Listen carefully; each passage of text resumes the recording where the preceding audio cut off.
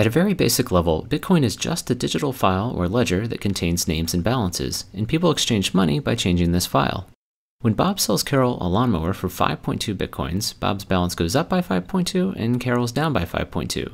There's no gold or government-issued money backing these numbers. Bob is only willing to trade his real-life lawnmower for a higher number in this digital file because he has faith that other people will also trust the system. So who maintains this ledger and makes sure no one cheats? One goal of Bitcoin is to avoid any centralized control, so every participant maintains their own copy of the ledger. One surprising consequence of this is that everyone can see everyone else's balances, although the real system only uses account numbers and not names, so there's some level of anonymity. If everyone maintains their own ledger, how are all the ledgers kept in sync as money is transferred? At a basic level, when you want to send money, you simply tell everyone else by broadcasting a message with your account number, the receivers, and the amount. Everyone across the entire world then updates their ledger. As a quick aside, I'm describing how Bitcoin works for power users, people who help maintain the system. You can also just use the system to send and receive money, though, without maintaining a ledger.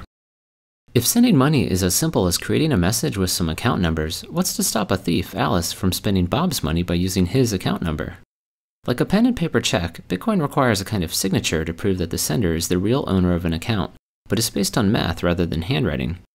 When a new account number is created, it comes along with a private key mathematically linked to that account number. If you've heard of a Bitcoin wallet, these keys are what it holds and are what allow you to create signatures. To create a signature, a private key and the text from a transaction are fed into a special cryptographic function.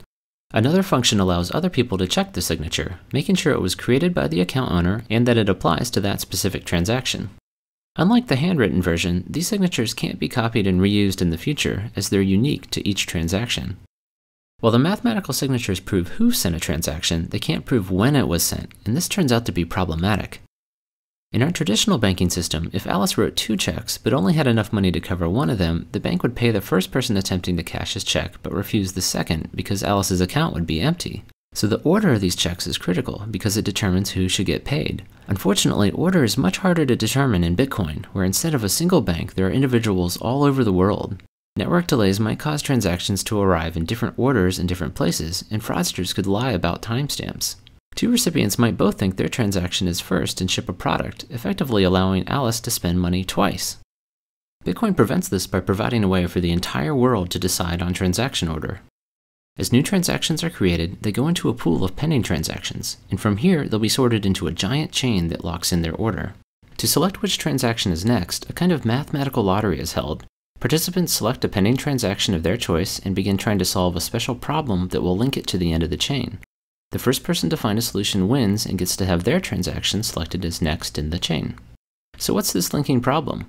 It's based on a special function called a cryptographic hash. As scary as this sounds, it just mixes up its inputs and spits out a number, but it's special because it's irreversible. There's no easy way to start with an output and then find an input that generates it other than by making lots of guesses. And this is literally what people are doing in Bitcoin, feeding this function random numbers until the output meets certain criteria. Besides a random guess, you also input a transaction from the pending pool and chain, which is where the linking part comes in. So the lottery provides a way for the entire world to decide which transaction is next, but the math behind it also helps ensure everyone agrees about past transactions too.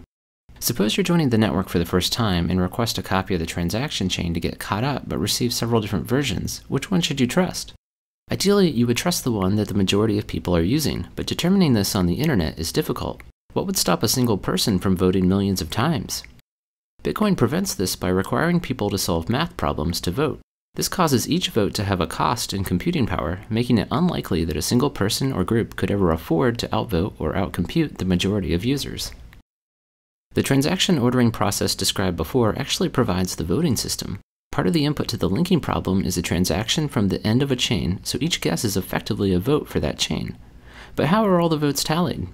Because the cryptographic hash function has well-defined statistical properties, you can look at any given answer and estimate how many guesses it took to find it, just like estimating how many coin flips it would take to get 100 heads in a row. So the links in a chain not only put transactions in order, but also act as an effective vote tally, making it easy to see which chain most people are using. Finally, how does money get created? Every time someone wins the lottery to pick the next transaction in the chain, new bitcoins are created out of thin air and awarded to their account. Solving these problems is commonly called mining, as this is how money enters the system, but the main purpose of the math is to make sure everyone's ledgers agree. The math simply provides a convenient way to randomly distribute money into the world. In fact, sometime around 2140, no more money will be created and participants will only be paid from fees added on to transactions. I hope this gives you a quick sense for how Bitcoin works. If you'd like a more detailed summary, check out my 22-minute video, How Bitcoin Works Under the Hood.